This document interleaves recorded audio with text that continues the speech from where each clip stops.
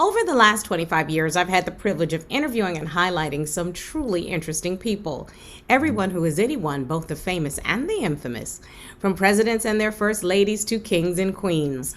Movie stars and pop stars, captains of industry, heads of state, sports personalities, innovative entrepreneurs, and some pretty fascinating everyday people. Today, I am proud to introduce you to Zafer Roback. Mr. Roback is a real estate professional and a martial arts expert who credits his unwavering attitude and perseverance as the keys to his decades of success. Mr. Roback, it's a pleasure to meet you, sir. My pleasure, Star, really. So I guess I'm going to start with the real estate because that's the professional part. What first attracted you to the real estate industry?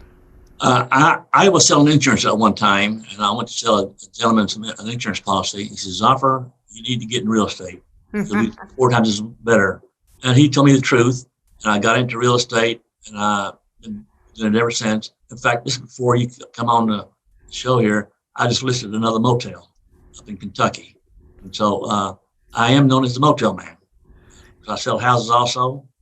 I'm a very aggressive person, not overly barren, but I am aggressive in what I do. And I try to treat everybody more than fair each time I do it, Well, that's the only thing that you could ever hope for is you can be aggressive, but well, my mother used to say, you're allowed to step over people if they're in your way, but you can't step on people. That's the difference. That's exactly right, yes. Okay. So I guess your mom, my mother and you and I are all on the same page. Same page, absolutely. Ms. Roback, let's talk a little bit about your second career as a martial artist. I'm very curious about that. How did that come about?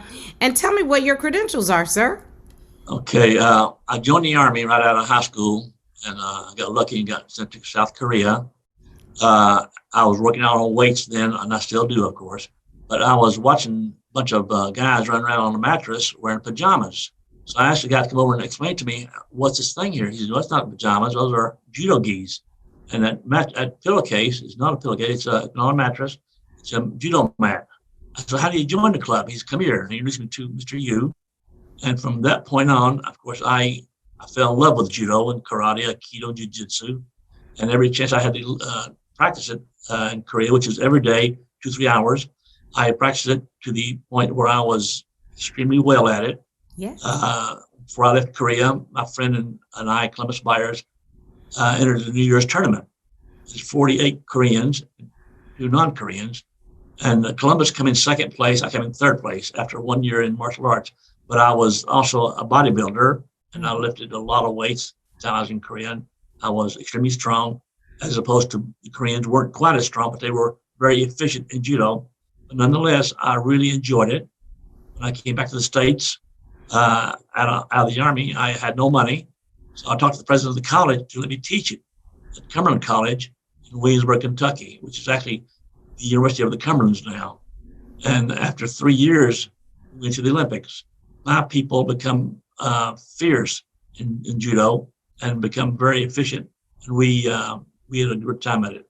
A lot of my students now are doctors and lawyers, and they are very good lawyers and doctors because I think their ability to do judo and karate with confidence in what they do, Absolutely. And Ms. Roback, I think I would add not just confidence, but I'd say discipline also probably was very advantageous. And the fact that you outlined that you take care of your body, you put your health on the front burner, has to be one of the things that has allowed you to succeed, especially in martial arts. Really, that's 100% correct. When I went to the University of Tennessee, I talked to Coach Johnny Majors and asked him to be my sponsor for me to teach judo and karate there. And he says, okay. And he was my sponsor for 11 years. Then, of course, A2 started and we're doing a World's Fair. That was my next project there. But I still compete. I still exercise. I still do the different techniques in judo and karate. And occasionally I put on an exhibition for churches and schools here around Knoxville, Tennessee, that's where I live, I understand. So, Mr. Roback, you're an accomplished professional, a martial arts expert, and I understand a senior Olympian. Did you ever envision that this would be how you would spend your senior years? No, I didn't have the idea of how I would be in my senior years, but I had very good habits. Number one, I never drank. Number two, I never smoked. Number three, I don't eat bad food. Number four, I exercise almost daily. And not many people my age can do what I do. I'm now 82 years old, going strong. I enter Senior Olympics Sure. about every time Senior Olympics come up there. The last time I entered was 2 years ago. I did 20 events, 20 gold medals. And I felt sorry for my competitors because they couldn't even come near me there to compete in different races that we did, and different the shot put, the discus, the javelin, the running events. I am probably maybe a little too aggressive sometimes in what I do, but I do it with finesse, and it always works. And I see that you've met some prominent dignitaries and public figures from around the world. Can you share a couple of stories or experiences? Yes, I met with King Hussein of Jordan, and actually had lunch with him. I was doing a project for him back in the day. I met Sergio Osmeña of the Philippines. We met in Switzerland and got to be very good friends. I met the son of the Emir of Kuwait, and he asked me to come and visit him in Kuwait. And just before I went to Kuwait, the war broke out between Iraq and Kuwait. I have not been to Kuwait yet, and that man now is probably the Emir in Kuwait. I met presidents. And I don't shy away from meeting big prominent people because I can learn from them a lot. Absolutely. I am known as the Motel man in real estate. Yes, sir. In fact, I just mentioned just before I come on air here. I listed a motel in Kentucky with Lloyd Abdu, who's my long life friend in the motel business. I pick the best of the best to do. I'm very choosy on what I do or who I meet, and it's just my dad owned a beer joint, and I would not drink. And people said to me when I walked in the beer joint, "Why don't you drink?" I said, "Because you become a drunk slob." I said, "Don't drink, and you'll be a gentleman and scholar." And of course they'd all laugh about it, but I was very serious. When I was in the Army, I was several friends of mine wanted me to drink with them. I said, "No." We almost got in a fight over it. I said, "No, smoking not good for you." I was a basketball trainer in college also. I was a trainer for 4 different sports. I played tennis also in college.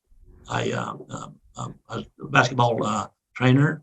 I was too short to play basketball, but judo was my expertise in college, and I did extremely well in that. Dr. Boswell had the wisdom to give me a full scholarship to stay at Cumberland College, and he said he'd give me a scholarship one semester at a time. At the end of 3 years, he says, "Best move I ever made." And I said, "Dr. Boswell, I really appreciate you give me a full scholarship because I couldn't have paid my way into college." Right.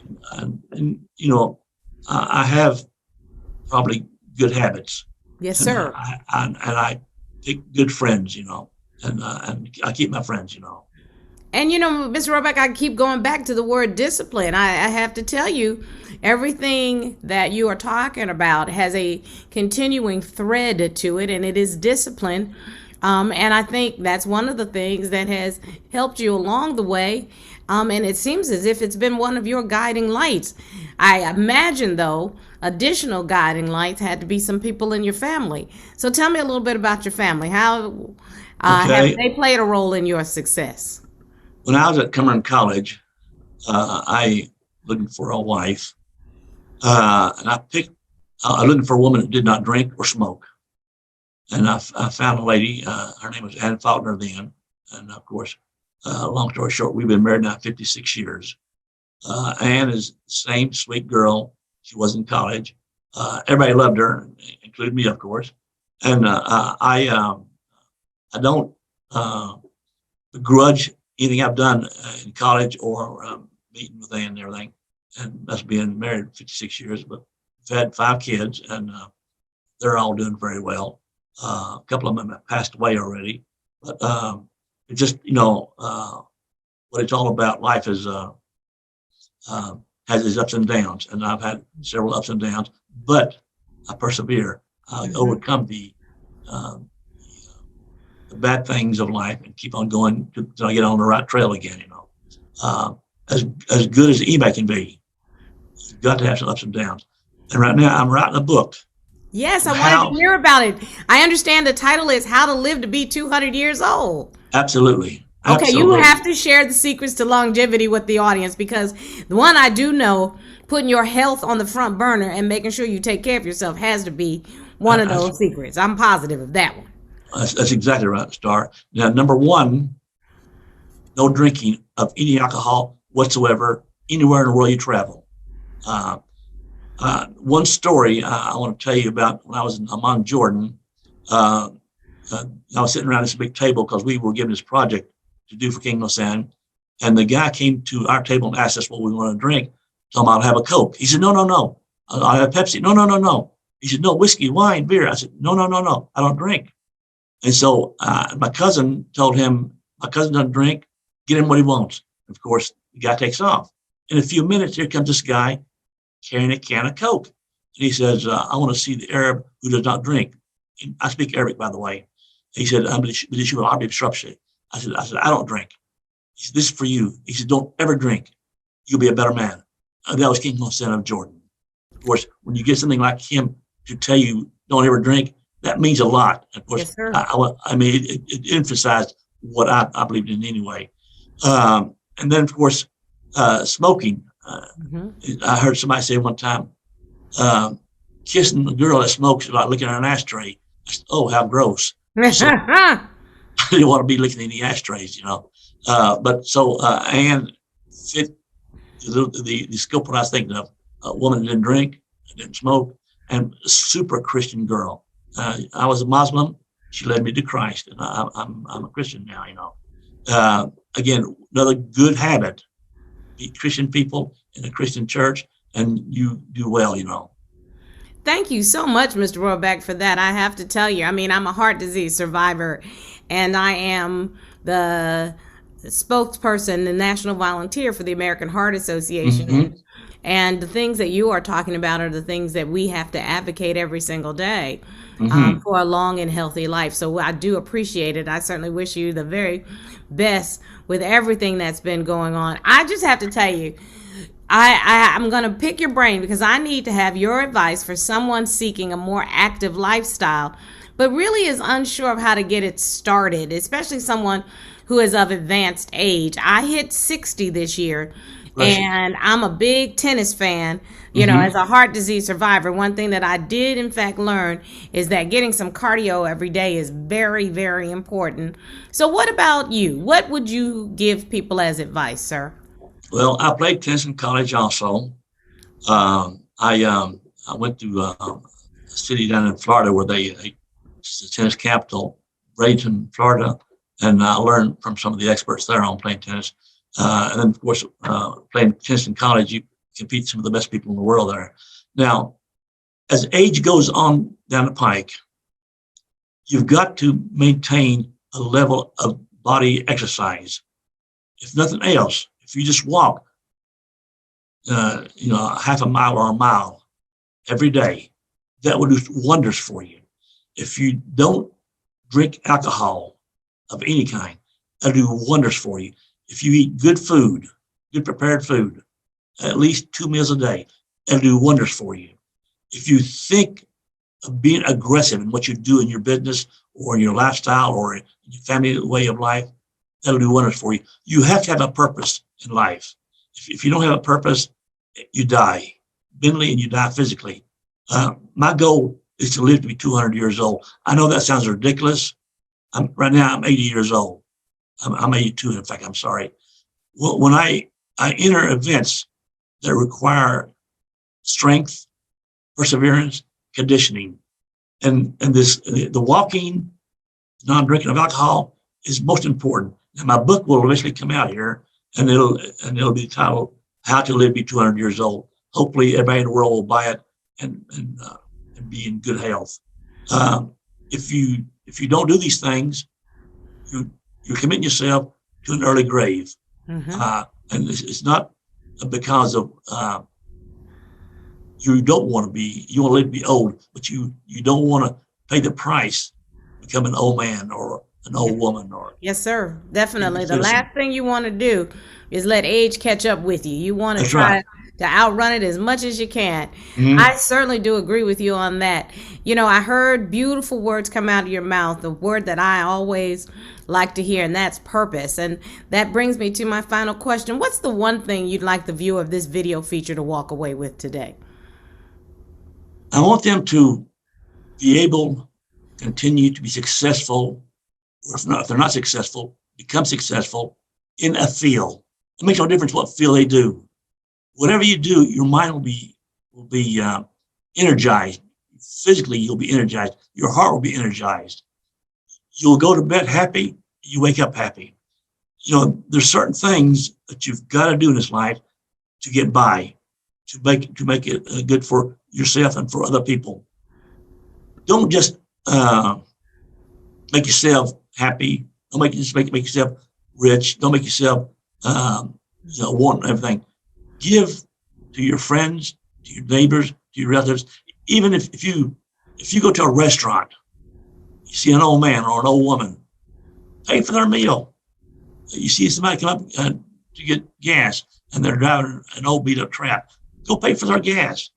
You see somebody behind you in a drive-up window to get some food from the window, pay for their food for you. First, that does your heart good. Second, it does a lot for their heart. I mean, they'll be tickled pink, just to do these little things here. Don't hoard your money. Give your money away. My cousin happened to be the CPA for 3 Arab guys in Saudi Arabia. They were worth only $165 billion. Wow. I told him that was a sin. They should give their money to their people, build buildings for them, build houses, build schools, give the money, build the roads, build the highways, do something constructive. Mm-hmm. And of course, all the money in the world is not good, And I've heard it said, you'll never see a hearse with a U-Haul behind it, because you leave everything behind when you leave this world, and you will leave this world eventually. But do good while you're here. Help other people. I mean, regardless of their race, religion, or creed, or whatever. Help them take the extra step or 2 or 3 or a mile or 2. Don't be greedy with anything you have. Give it away, give it away, give it away. And I probably give too much, but that's okay. I make it over and over again. Just like I told you, just before we got on the air here, a friend of mine, Boyd Abdu, called, come and get my motel for me, sell it for me. That was a half hour ago. Things will come to you. Yes, sir. Tenfold. If you open your heart to your neighbor, I think that blessings will come to you. And I certainly do appreciate those beautiful words of inspiration that you've shared with us today. My pleasure. You are truly a Renaissance man. Blessings to you, your family, and I thank you for your insight today. Well, Star, it's been a pleasure and an honor to meet you and speak with you. You too, sir.